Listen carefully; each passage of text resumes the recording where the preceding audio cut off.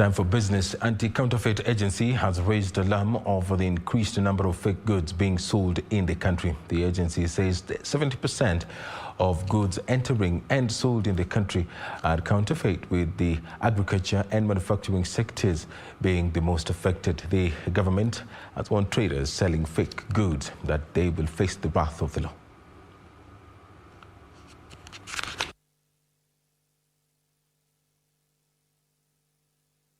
Despite efforts by the government to fight the illicit goods market, Kenya continues to be a counterfeit hotspot, denying the government more than 100 billion shillings in taxes.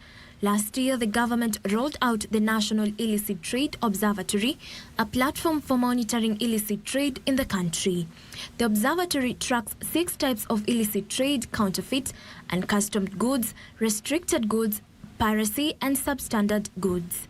Speaking in Kitale while launching a multi-agency campaign against counterfeit products, SCA Chair Flora Mutai said 20% of all imported goods in agriculture sector have been found to be counterfeits. It is threatening 40% of our GDP, you can see.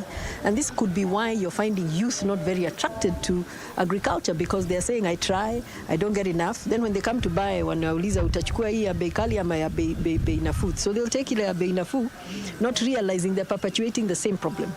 So it is up to us who can, and the security measures that are there to try and make sure that they get the right yield. Mutahi says fake goods and products has greatly affected realization of the Big Four agenda, especially the manufacturing agenda. According to the National Baseline Survey conducted last year, the building, mining and construction sectors are the hardest hit by counterfeits in the past year. Promote manufacturing, yet we find a lot of counterfeit goods. 70% of counterfeits are what comes in. So again, it affects the manufacturing agenda. It affects the construction agenda.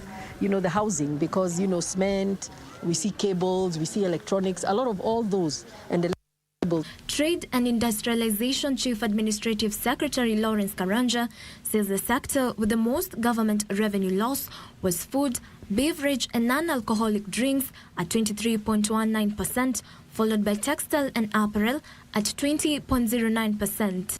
Mazao yanakuwa kidogo, ingine hata haifikii kipimo, na kumekuwa na wakora wengi sana ambao huwa wamevamia upande huu wetu wa North Rift, ni kusema Uasin Gishu na Trans Nzoia. Trans Nzoia County Commissioner Samu Jwang has said the government has set up boundary committees along the borders to nab fake goods entering the country through various border points.